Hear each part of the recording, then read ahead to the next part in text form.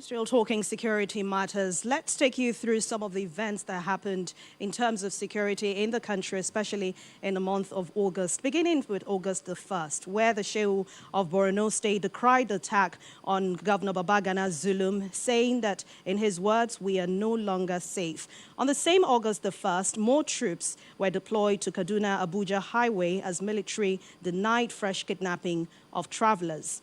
On August the 2nd, the Nigerian Air Force procured additional platforms in the fight against insurgency.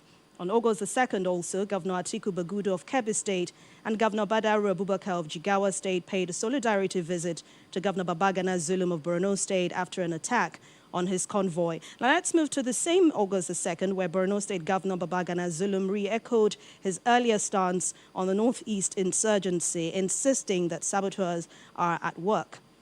Christians also declared a one-month prayer and fasting over the southern Kaduna killings. On August the 3rd, Christians held an indoor protest and prayer sessions over the Kaduna killings. On August the 4th, Zamfara government considered death penalty for informants of bandits, as Governor El Rufai also asked traditional rulers' support over the southern Kaduna killings. On August the 6th, gunmen killed 20 people in fresh attacks in a village in Kaduna. On August the 7th, Governor Doye Diri of Bayelsa State tasked monarchs on security in their communities. As for August the 10th, we recall that President Muhammadu Buhari had asked the Nigerian army to do better in the war against insurgency in the northeast. Now, fast forward August the 16th, the Air Force deployed more special forces to troubled communities in southern Kaduna. On August the 17th, police confirmed the release of Chinese nationals without paying ransom in Cross River State. Also on August the 21st, Governor Samuel Otom of Benue State supported the gun license policy. On August the 19th, 4 persons were abducted by unknown gunmen in Zamfara State. Insurgents struck the military base in Kukua, abducting returning IDPs in the process. August the 20th, gunmen killed 11 people in 3 Kaduna local government areas. The Arewa Consultative Forum also lamented the rising insecurity in the northern part of the country. Troops of Operation Sahel Sanity neutralized 3 bandits. They arrested 6 persons suspected to be bandits across Katsina, Zamfara, and Sokoto states. On that same date, measures to contain insecurity in the country was announced by the federal government, approving the sum of 13.3 billion naira for the payoff of community policing initiative across the country. August the 20th also, the Inspector General of Police, Mohammed Adamu, and the Oyo State Governor, Seyi Makinde, ordered the rearrest of the serial killer, Sunday Shodipe, who escaped from police custody. The military also arrested 3 Nigerians who were members of a notorious arms smuggling syndicate in Sokoto.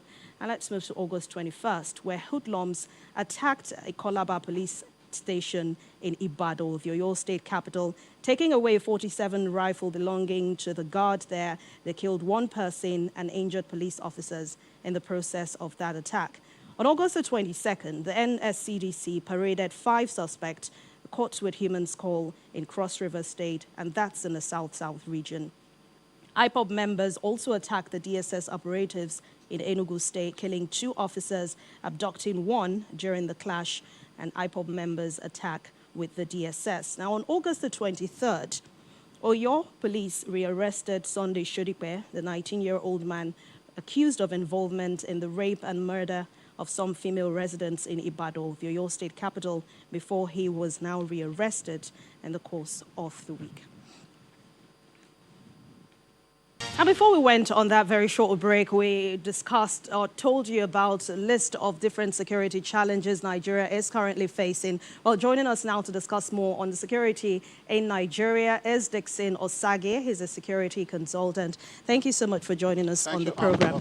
I'm sure you heard me list as there were more than 20 in just the month of August.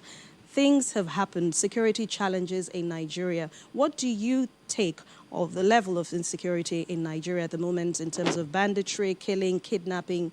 I mean, you can mention as many as possible. Well, I'm very, very impressed, and I want to thank Channels Television for that security metrics, you know. because in our own climb, we don't measure incident as it comes, you know. It's a very good one from Channels TV, and I'm very, very grateful about that. Over 30 incidents within this month.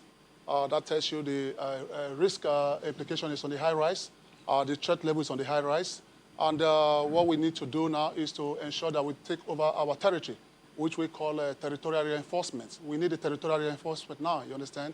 The military, the police, the army, all security agencies needs to come under an umbrella and tell us how they want to tackle this state of insecurity.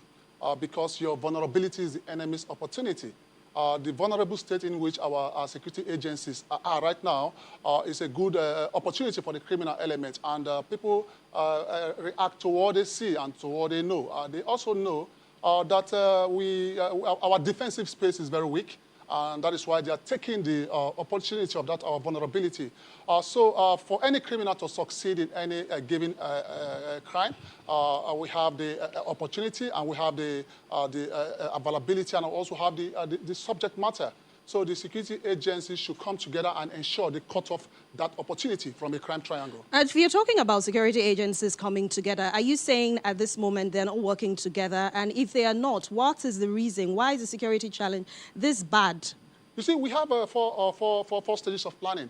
We have the reactive government, we have the proactive government, we have the proactive government, and we have the responsive government. For me, I think when a government is proactive, it's predicting the future. And when a government is proactive, it's creating the future. So our government should look at being proactive and proactive. Proactive, creating the future.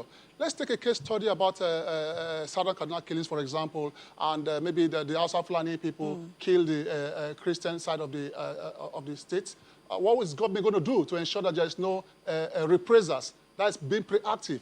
Being proactive is to put a mechanism in place so that there will be no reprisals. So our government must look into proactive means of security applications. Then the state of security will be mitigated. Take, for example, the Southern Kaduna, which you just mentioned now. Most times it's ethnic violence. Do you think the traditional rulers have a part to play in this? Well, that's what we classify as existential threat, you know. It's not a developmental threat, it's existential threat. Existential threat in the sense that the Southern Kaduna crisis has been taking place for a very long time. I grew up in Zaria, and I've witnessed many incidents in Southern Kaduna. What needs to be done is that our people need to go back to the drawing board and ensure we eradicate ethnocentrism. The problem we're having in this country is ethnocentrism, you know. You thinking that your religion is better than mine. Me thinking that my religion is better than yours. And that's why we have to look into ethical reciprocity, in the sense that you don't take my life because you want me to come into your religion. I don't also take your life because I want you to come into my religion. You don't take my life because I'm not an Hausa. I don't take your life because you are not an Ishan man. You understand? Ethical reciprocity must be the front burner so that this country will be in a better place. And for the traditional rulers, they have a lot of play. They need to come together as one, and we need to forgive. This morning on CNN, on the church gate killing, the Muslim lady came to the court and told the killer of her son that I have forgiven you, according to the Holy Quran. We must learn to forgive each other. Now, despite the massive deployment of security forces and security officials in this part of where the challenges are ongoing, it looks like these criminals are not even afraid. I mean, they do not care. They're still doing, and we all just heard that Boko Haram is already even deploying people from the IDP camps. What should they be doing differently? They have succeeded in measuring our security strength. You know, you must not allow your enemy to know your strength. They've measured the strength of our security agencies. I must tell you the truth. The military are capable to, engage these people 24/7. I think there's conspiracy somewhere. It's not all about projecting people in the front line. It's not about putting 100 or 10 people. It's all about being tactical in your operations, being tactical in your psychological operations. And we also need to look at sociological factors that are precipitating all these criminal activities in Nigeria. We need to go back to our educational system. We need to go back to our family system and our religious system. If our government handle these three foundations, Nigeria will be a better place. Oh, we pray for that to happen. Thank you so much, Mr. Dickson Osagie, for your time on News Across Nigeria.